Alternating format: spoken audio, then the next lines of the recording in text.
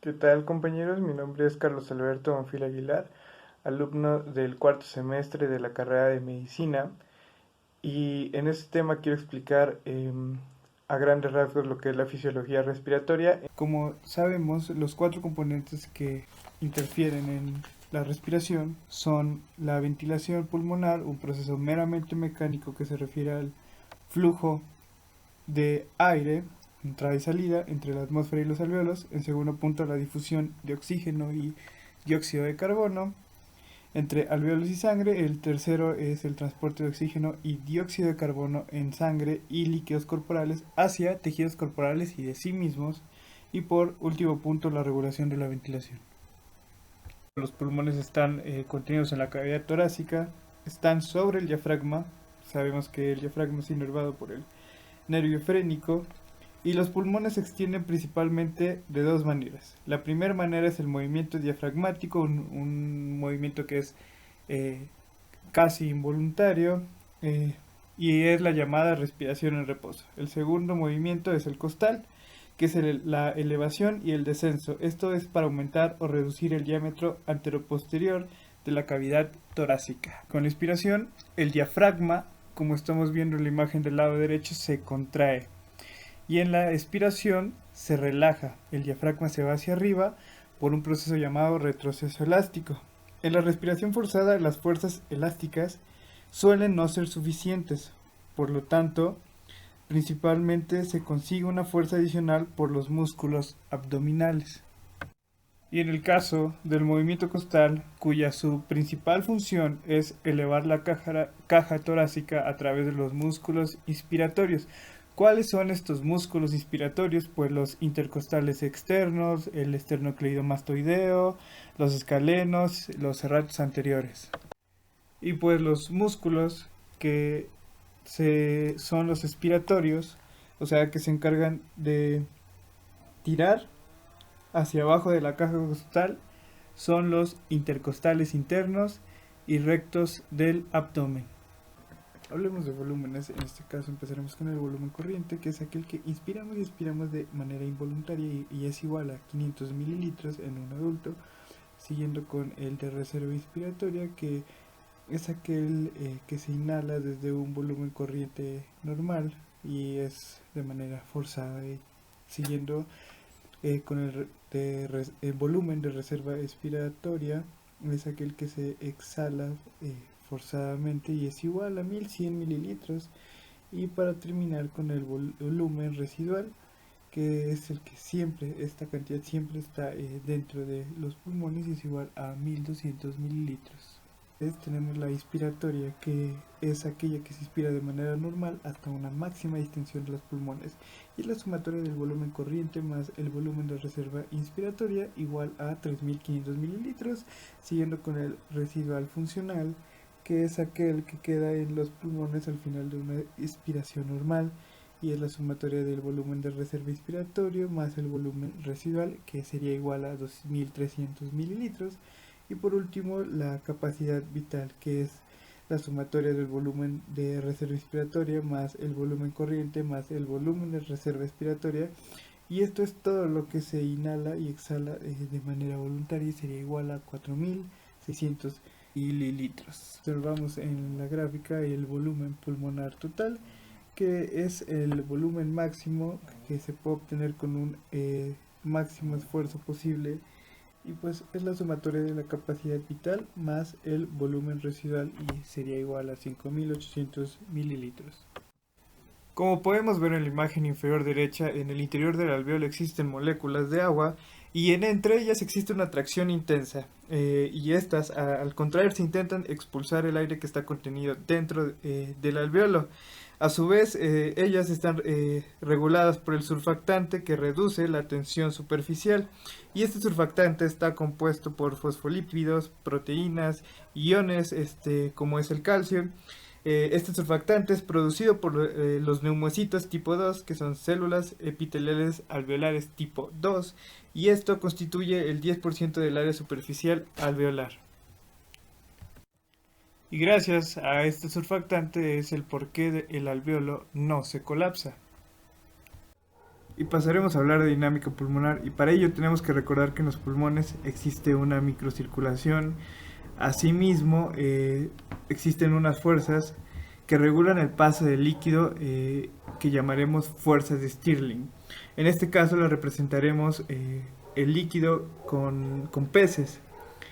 La comida va a representar, como vemos en la imagen inferior, la comida va a representar la presión coloidosmótica intersticial. Las redes van a representar la presión coloidosmótica oncótica del capilar, que en este caso son las líneas rojas. Los gases, sin embargo, representarán una presión hidrostática intersticial, ya que se opone a la salida del plasma, en este caso los peces. Otra fuerza existente en los capilares es la presión hidrostática, que representaremos con este tiburón. Y esta favorece la salida del plasma, y es por ello que al huir los peces tratan del tiburón, tratan de salir del capilar. Del lado superior izquierdo vemos cómo se representa este equilibrio en los tejidos periféricos, pero también del lado derecho vemos las variaciones en los tejidos pulmonares. Como sabemos, las paredes alveolares están tapizadas de capilares, y estos tienen una presión aproximadamente de 7 milímetros de mercurio. Esta presión de filtración genera un ligero flujo continuo de líquido de los capilares hacia los espacios intersticiales. Por último, vamos a mencionar qué es lo que impide que los alvéolos no se llenen de líquido en condiciones normales. Y como sabemos, existe una ligera presión negativa en los líquidos intersticiales, y pues siempre que aparezca algún líquido adicional, será aspirado hacia el intersticio pulmonar a través de pequeñas aberturas, y de aquí será transportada hacia los linfáticos pulmonares. Como sabemos, la unidad respiratoria es llamada lobulillo respiratorio, y este está formado por un bronquiolo respiratorio, conductos alveolares, atrios y alvéolos, y hay aproximadamente 300 millones de alvéolos en los dos pulmones, con un diámetro medio de 0.2 milímetros. Si bien el intercambio se produce a través de las membranas, y esta membrana respiratoria está formada por 6 capas, como observamos en pantalla. La primera es líquida y contiene sulfato. En la segunda está formada por epitelio alveolar. La tercera es una membrana basal epitelial, y la cuarta es un espacio intersticial. La quinta es una membrana endotelial, y la sexta es la membrana del endotelio capilar. El diámetro de estos capilares pulmonares es de aproximadamente 5 micras, lo que significa que los eritrocitos se deben comprimir a través de ellos. Habitualmente estos tocan la pared capilar, por lo tanto no es necesario que el oxígeno y el dióxido de carbono atraviesen en cantidades significativas de plasma cuando difunden. Una vez que el aire llega a los alvéolos, el oxígeno se difunde hacia la sangre pulmonar y se transporta hacia los tejidos combinado con hemoglobina. Y esta hemoglobina permite que la sangre transporte de 30 a 100 veces más oxígeno. El oxígeno reacciona con varios nutrientes y forma grandes cantidades de dióxido de carbono. Este dióxido de carbono se combina con sustancias químicas que aumentan 15 a 20 veces su transporte. La presión de oxígeno en el alvéolo es en promedio de 104 milímetros de mercurio, mientras que en el extremo arterioso, o sea, sangre venosa, es de 40 mililitros de mercurio. Y esta diferencia entre ambas da como resultado la presión que hace que el oxígeno se difunda hacia el capilar, que es de 64 milímetros de mercurio. 98% de la sangre que entra a la aurícula izquierda atraviesa los capilares alveolares y se oxigena hasta una presión parcial de oxígeno de 104 milímetros de mercurio. El otro 2% ha pasado desde la aorta a través de la circulación bronquial, y a esta le llamaremos flujo de derivación, lo que significa que no atraviesa la zona de intercambio gaseoso, y le llamaremos también un shunt fisiológico. Después de utilizar el oxígeno, prácticamente todo esto se convierte en dióxido de carbono, lo que hace que la presión parcial de dióxido de carbono a nivel celular aumente. Difunde hacia los capilares, de aquí es transportado por la sangre hasta los pulmones, de los pulmones difunde hacia los capilares pulmonares, después hasta los alvéolos, y por último es expirado. Como observamos en la imagen del lado derecho, la presión parcial intracelular es de 46 milímetros de mercurio y la intersticial de 45. Solamente es necesario este milímetro de mercurio para difundir. De aquí pasa la sangre arterial cuya presión es de 40 milímetros y sale de los tejidos con una presión de 45. Entra a los capilares pulmonares con esta misma y por último llega a los alvéolos. Y en esta pues hay una presión de 40 milímetros de mercurio. Y el 97% de oxígeno se transporta desde los pulmones a los tejidos en combinación con la hemoglobina de los eritrocitos. 3% se transporta en estado disuelto en agua, plasma y células de sangre. El oxígeno se combina de manera laxa y reversible con la porción hemo de la hemoglobina. Si la presión parcial de oxígeno es elevada como en los capilares pulmonares, el oxígeno se une a la hemoglobina, pero si esta es baja en los capilares tisulares, el oxígeno se libera de la hemoglobina. La saturación de oxígeno habitual de la sangre arterial sistémica es en promedio del 97%, mientras que de la sangre venosa es en promedio del 75%. En condiciones normales, la sangre de una persona contiene 15 gramos de hemoglobina por cada 100 mililitros de sangre, y cada gramo de hemoglobina se puede unir a 1.34 mililitros.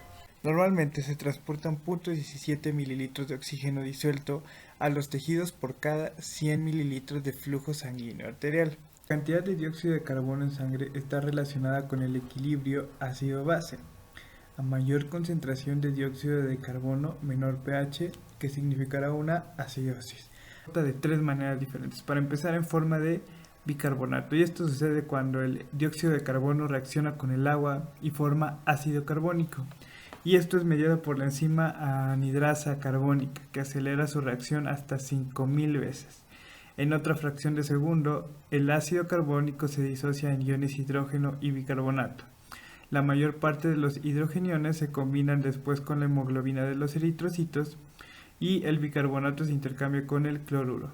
La combinación reversible de dióxido de carbono con agua en los eritrocitos bajo la influencia de anhidrasa carbónica es responsable del 70% del dióxido de carbono que se transporta de los tejidos a los pulmones. En los pulmones pasa lo contrario. El bicarbonato al entrar al eritrocito se intercambia con el cloruro y se une con un hidrógeno formando ácido carbónico. Es convertido en dióxido de carbono y agua gracias a la anhidrasa carbónica. El dióxido de carbono se va a los alvéolos y el agua queda libre en el plasma. Ya de los alvéolos pues es expulsado mediante la expiración. En segundo punto tenemos que en forma de carbaminohemoglobina. Cuando el dióxido de carbono reacciona directamente con los radicales amino de la hemoglobina y forman este compuesto, alrededor del 23% se transporta de esta forma, puesto que es más lenta y tiene una unión más débil. Y por último tenemos en estado disuelto, que es alrededor del 7% en el plasma. El transporte de oxígeno desde los pulmones a los tejidos por cada 100 mililitros de sangre es de aproximadamente 5 mililitros, mientras que el transporte normal de dióxido de carbono desde los tejidos hacia los pulmones es de aproximadamente 4 mililitros. En condiciones normales solo se elimina a través de los pulmones una cantidad de dióxido de carbono que es aproximadamente el 82% de la cantidad de oxígeno que captan los pulmones. El cociente de producción de dióxido de carbono respecto a la captación de oxígeno se denomina coeficiente de intercambio respiratorio y cambia dependiendo de la situación metabólica. La localización del centro respiratorio es bilateralmente en el bulbo raquídeo y la protuberancia. Hay tres centros principales que colaboran en la respiración. El primero es el centro respiratorio dorsal, que principalmente participa en la inspiración. El segundo es el centro respiratorio ventral, que es responsable de la expiración y la inspiración. El tercero es un centro neumotáxico, que ayuda a la frecuencia y el patrón respiratorio a controlar estos. Y el último es una zona quimiosensible que responde a las variaciones en el pH del líquido cefalorraquídeo, enviando señales a los centros respiratorios.